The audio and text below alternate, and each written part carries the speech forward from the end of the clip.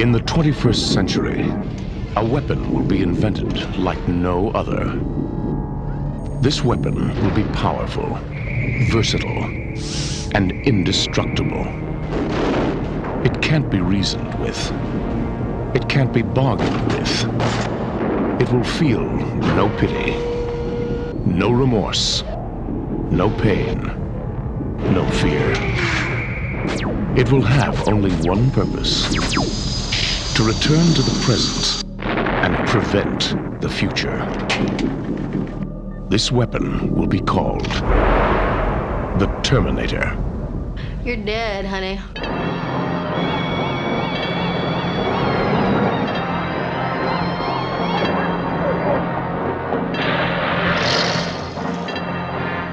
What day is it? The date! 12th May, Thursday. What year?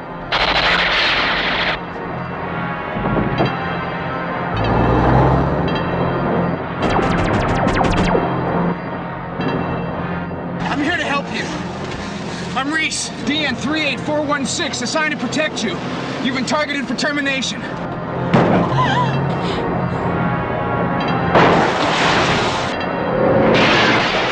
Why does it want me? Why me?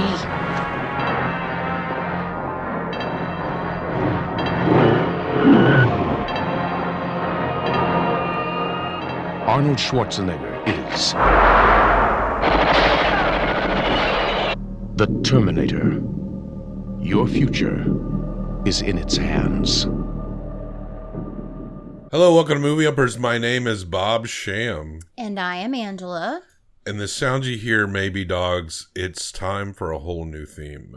War movies, well, they're not completely gone, are they? Because we are dealing with a war in the future. But maybe today we can prevent what happens in the future. Our theme this month, starting today for the whole rest of the month, is called Some Bullshit Tomorrow, which is movies about the future, dystopian futures, dystopian future wars. But maybe, just maybe, we can go back in time and prevent the dystopian future. Maybe we can. You think we can? I think it's already too late. Congratulations to this year. We invented this model of cybernetic killing machine In 2024. in 2024, according to the timeline they've given us here. But this movie takes place in 1984. 1984, another dystopian future story, but no correlation here. We're talking about the movie The Terminator from 1984, directed by James Cameron, written by James Cameron and Gail Ann Hurd, starring Arnold Schwarzenegger,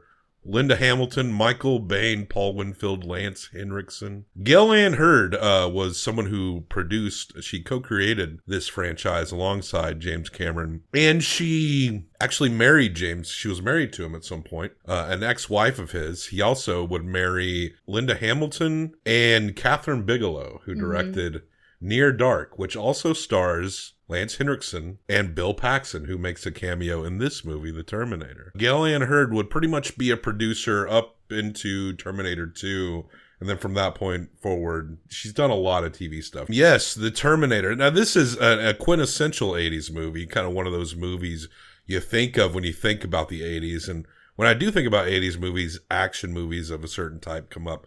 Arnold Schwarzenegger, a big movie for him and one of his few villainous roles. And this movie came out after the Conan movies. It is 1984. Some lightning blasts. We don't have to go... Everyone knows this story, right? They should by now. It's a very simple story. The Terminator comes back from the future to try to kill Sarah Connor before she can be impregnated with John Connor, who is the savior of the future. There was a nuclear war a few years after the point we're at.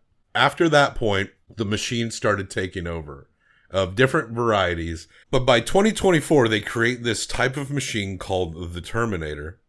And I forget what model they call it. But it's basically it's got like a robotic skeleton, but actual flesh and blood covering the entire body. And the whole point of the Terminator is to blend in with society around them. And so that they can get close to their targets. And terminate it. But I think what's funny about it is, and we see other Terminators in a flashback, or a flash forward, if you will. Michael Biehn's character of Reese has Reese's memories, Kyle Reese, who also gets sent back into the past to save Sarah Connor and prevent this from her from being killed. Sent by John Connor to go save his mother. He gets a flashback of his time in which a Terminator infiltrated where the humans, the last vestige of humanity, was hiding out. And we see another guy. It doesn't look like Arnold, but it's another jacked looking dude with a huge machine gun. This underground human group are skinny and scrawny and hairy and dirty. It's actually quite easy to pick out what the Terminators are because they're jacked as fuck. So this guy shows up and is like, what is this human? How does he getting these sick yoked gains? We're trying to maintain nutrition to not starve. And this guy shows up. He's eating all the creatine. He's eating all the beans. What's going on here? It does make sense when he goes back to 1980s. A little bit more, yeah. Because that was a big time for skimpy little shorts and tops and big, huge, muscly men and steroids and all that. It's interesting because when Reese is trying to figure out who he is, he really doesn't know until the Terminator moves on Sarah Connor. Then he knows who and what he looks like. That's why I assume they don't look the same, is because you could just memorize their face. I didn't remember from when I was a kid that they looked different because I mostly watched the second Terminator movie, and I knew they had I knew that the newer Terminator looked different, but in my mind, every Terminator, the one that Schwarzenegger was, that version, they all looked like him. In the future, the AI that controls Skynet is just mass producing Arnold Schwarzenegger. That is what I thought. Well, we know that there's another one, unless it's just He's like a T-1000 or something. He's a different version. Right. We'll get to So in my mind, that worked. We'll get to Terminator 2 at the end of the month. Yes, we will get to Terminator 2. We'll bookend it. The timeline does change, so he's not like another Arnold. He's the same one, but something went weird in Terminator 2, right? They got him and made him good. He's not the exact same one. He is a version of the same one. They managed to get a hold of him and change his programming. Yeah. But a different one than what came in the past. But more on that one later. Because you can't go back to the future. More on that one later. I like that concept. He's stuck there. He's permanently stuck there. But, unfortunately, there's more than one Sarah Connor in the phone book. And, a couple of Sarah Connors get blasted out. All of these side characters are very cartoony in a lot of ways, Her right? roommate is ridiculous. Yeah, she's got these headphones on and she's bobbing to some music. All the time. It doesn't seem natural at any point. James Cameron made a movie in 1982 called Piranha 2: The Spawning. I've never seen it. That's like his first feature film. I'm assuming that's a horror. I recall The Abyss being scary. Yeah, but I don't think it's a horror either. No. Like Aliens. It's creepy. It just becomes more action, high intense action as he keeps going in his career. But I would rank this one. It is a sci-fi movie, but I would rank it in like a horror category. Absolutely. Old Arnold, he shows up naked, or the Terminator, steals some clothes from some young punks, one of which being Bill Paxton. I really like this role for Arnold in this particular movie quite a bit. To think of his accent and how the idea that maybe it's a robotic type accent. Maybe that is somewhat imperfect. We know that the Terminators are all built different. It makes sense. Skynet would do it like you do a random generator for a create a character in an RPG. It's going to look different. And that's smarter that way. There's probably just 5 or 6 versions. But Reese, the guy from the future who's trying to save Sarah Connor, he manages to track her down. At this point, Sarah knows that Sarah Connors are getting killed, so she's hiding out in this club. I forget what it's called, but it's like a very 80s club. It's like tech noir. Reese knows what she looks like because John Connor gave him a photo of her. And Reese fell in love with her photo. He goes straight to her because they both pull out the same page of different phone books in the city. He knows her middle name. He goes straight to where she is and starts following her. Arnold doesn't know what she looks like. So he's got to go kill all these ladies who have middle initials And he that kills are her- higher in the alphabet than her. It's so unfortunate. And he kills her roommate, too. And her roommate's sex-fueled boyfriend. Sarah foolishly leaves a message that he hears that tells that she's at the Tech Noir. Because she's trying to get a hold of her roommate. Hi there.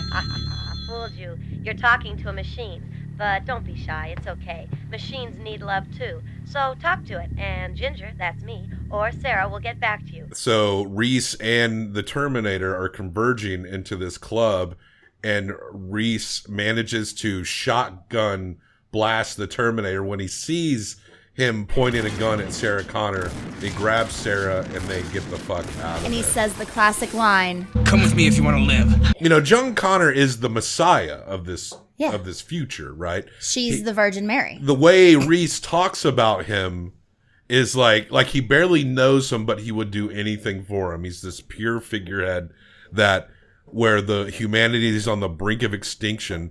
And the reason he's coming back or has to come back is because they found some tech. They were talking about this time tech as though they just discovered it. Like the machines had just patched it together as a last ditch effort. Yes, because the people were winning. They won. They won. And at that point, there was no infrastructure for the machines to try to attack and kill John Connor. They had failed at that already. So their only hope was to send one robot back through time through this new technology that they had just come up with. They were able to find out about it and somehow got into the space. Reese came through right after the Terminator and then they blew it up. Yes. The idea is that you should have been able to go back theoretically, but the machine has been blown up. So at this point, we are to believe no one else can ever come back. We have a one-off time travel here. Or a two-off. They both come through the same means. We also get Arnold Schwarzenegger in a police car, and Yes. he does the classic, I'm the Terminator, but I'm going to speak perfectly in someone else's voice, and mimics the cop on the radio. I don't believe it is an accident that Arnold steals the police car and he's traveling around and chasing people in the police car, pursuing Sarah Connor in the police car. It's a perfect thing to get because no one's going to stop you. No one's going to question you. Everyone's going to try to avoid you. And if a Sarah Connor is scared and thinks someone's coming after her, she might go towards this police car. The police car does not have goodness inside of it. Arnold gets a little bit wrecked. I keep calling him Arnold. He's the Terminator. And he has to go back and check his look, his appearance, because he like fixes his arm up after the incident at the club. And he takes a shot in the face. The practical effects of the time, I love them. James Cameron, his ability to do effects would increase substantially very quickly. And it definitely seems a little dated, but it's still a lot of fun. Basically a rubber Arnold head, like gouging at his mechanical eye that's been exposed. He's removing the fake flesh from off of his robot eyes so he can see, because the little bit of superficial skin and muscle and blood is swollen, as it would be, right, and he can't see, so he has to cut around that, and that's when he dons his sunglasses.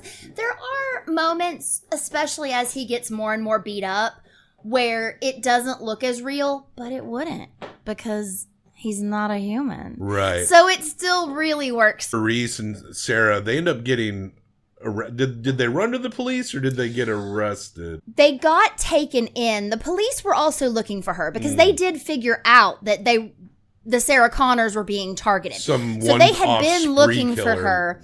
They were on the way to try to find her also at Tech Noir, but they didn't get there in time.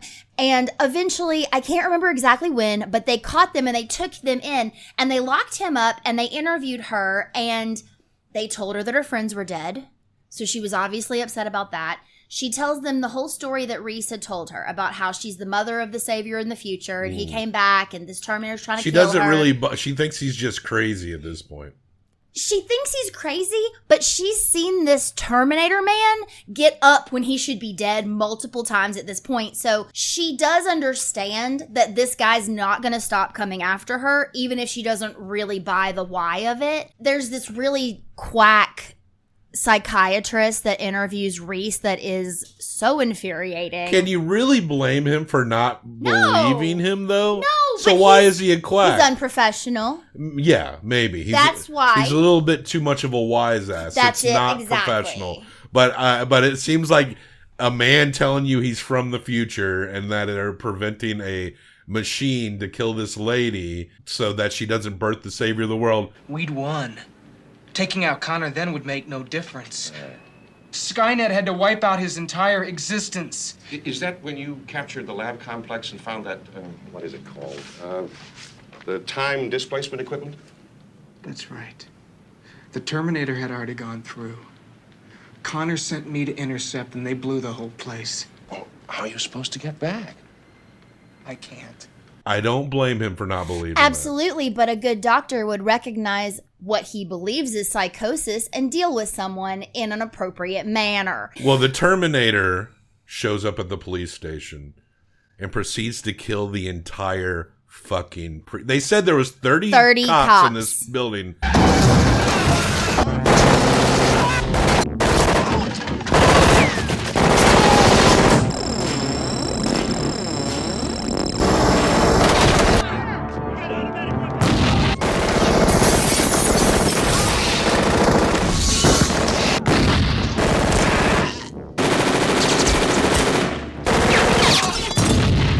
Yeah. He kills every single one of them. This movie is pretty entertaining. It is extremely entertaining. I love this movie. Sarah and Reese get away and they go to a hotel and he goes to get supplies. This is one of the funny moments in the whole movie. There's not a lot of funny moments. He comes back and he dumps out this bag of bomb making materials and she says, "What's for dinner?" And he says, "Plastique." And she says, "Sounds great. What is it?" He's got no food for them to eat. He wasn't thinking about that. But they be fucking. Well, he tells her about how he's been carrying her picture around, which is gone now, and that he pretty much memorized every curvature of her face or whatever. At some point, he also fell in love with her through the photo that he'd been carrying around. Yes, and he had also memorized a message from John to his mother. Your son gave me a message to give to you. Made me memorize it. Thank you, Sarah, for your courage through the dark years. I can't help you with what you must soon face except to say that the future is not set. You must be stronger than you imagine you can be. You must survive or I will never exist. That's all. We don't know what happens to her in the future. He never says. There is one point where she stops him from telling her any more information. I don't believe he knows that he's John's father, but he has to be John's father. The photo that he has of her is the photo at the end of this movie. She says at one point that it will make you crazy if you try to figure this out. It's easy.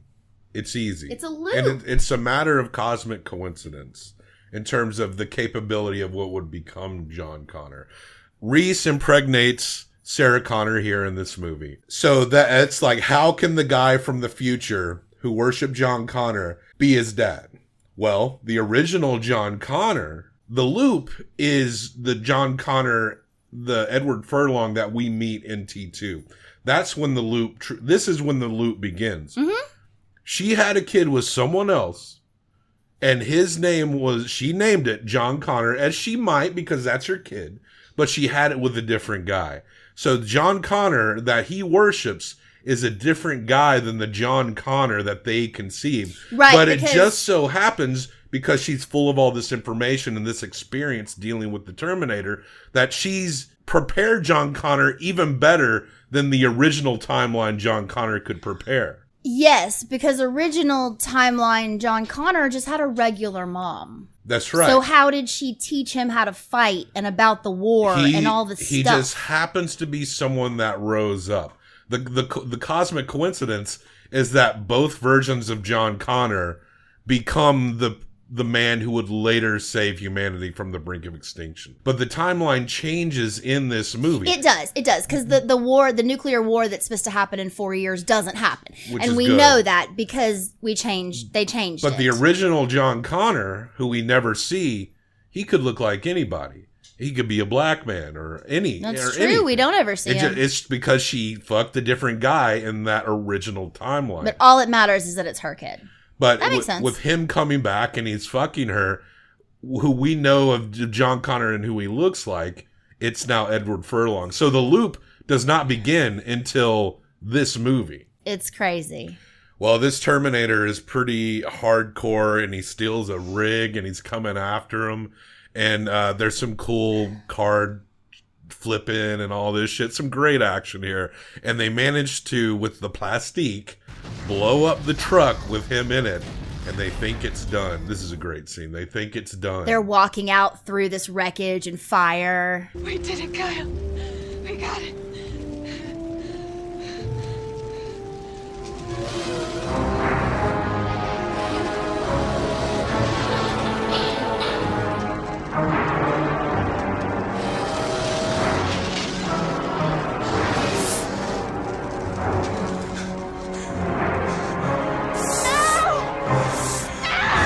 And it's a little wrecked, it's a little damaged, but it's just like it follows. It looks so good. It's just slowly coming towards them. And there's points where the shot is on the torso up, and you can tell they have this thing that they made.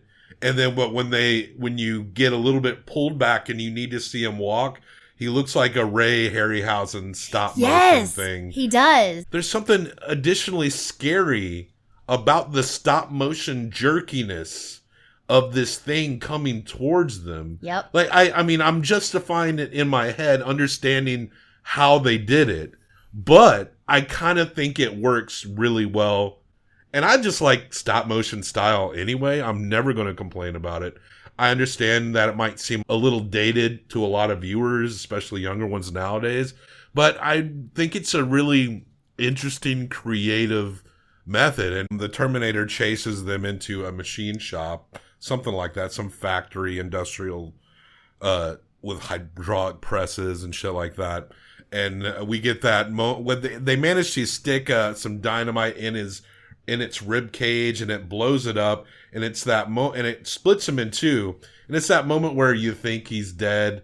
This is the second time where it's like, oh, we got it. And then he comes crawling and he's grabbing, but John Connor, I keep calling the guy John Connor, Reese, gets injured from that last explosion, and it fucks him up real bad, and he ends up dying. Mm-hmm. Fortunately, not before impregnating Sarah Connor. Then the Terminator comes crawling after her, and she crawls through this hydraulic press, baits the Terminator in it, and she manages to slap the controls. You're a terminated fucker.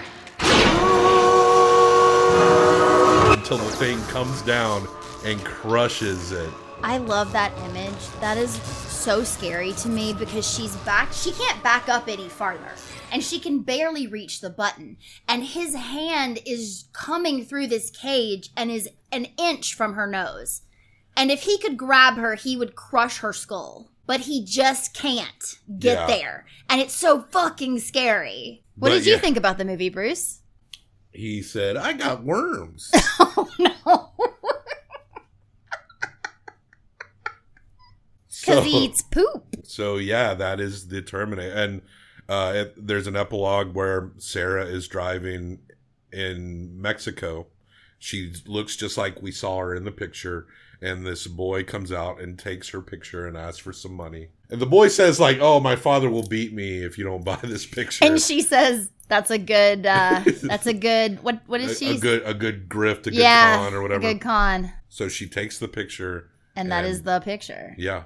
And she will go and give birth to John Connor, who will still be the savior of this version, will still be the savior of humanity, but he'll just look different. He'll look like Edward Furlong. Still have a problem with the picture, but because the picture couldn't have existed until now. So how did he have it in the future? That's the Terminator. Fun movie, sci-fi romp. You know, in terms of acting and characterization, a lot of it is a little simple.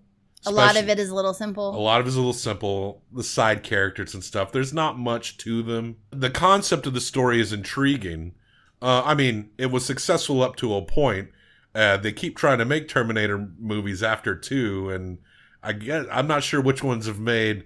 No one's going to make more money than T2. That shit was a phenomenon. But yeah, it's a franchise that people still look to, but it just seems harder as it goes forward to make people invested in later iterations of it. But the Terminator, the first one, it still holds as a 80s classic, and they've changed the future. So we wonder what the new future will look like. But you got to remember, they come up to pick up the pieces of the aftermath of what happened to the Terminator, and they see this technology in a hydraulic press, its arms sticking out the side.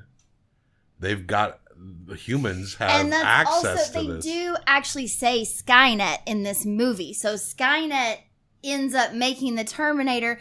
And again, how did the Terminator exist without this? I guess he can just come about a lot faster now. Yeah, that may be the trade-off, is that you prevented nuclear war, but the Terminators will be made quicker. We'll get to that in the much more action-oriented Terminator 2. But we're going to give this 1 through 5 each combined for best out of 10. What do you give the Terminator? I want to give it a 4.25. That's pretty good. I'm going to give it a 3.75. So check it out, folks. The Terminator is an 8, and it rests at the bottom of the 8s, under the A tier, and it's right under The Old Dark House by James Well. The Terminator is at least as good as that movie, if not better. So that'll do it for our introductory discussion to Some Bullshit Tomorrow. Check the show notes for links to other places to find us. Like and subscribe and leave a comment. Tell us what you think about the Terminator and what you think about the timeline, how it works. My theory, I feel like my theory is the one, it has to be the way I described it to make any sense whatsoever. There's no other explanation, and yet it is still confusing. For this month, I want you to say in an Arnold voice, "See you tomorrow." See you tomorrow.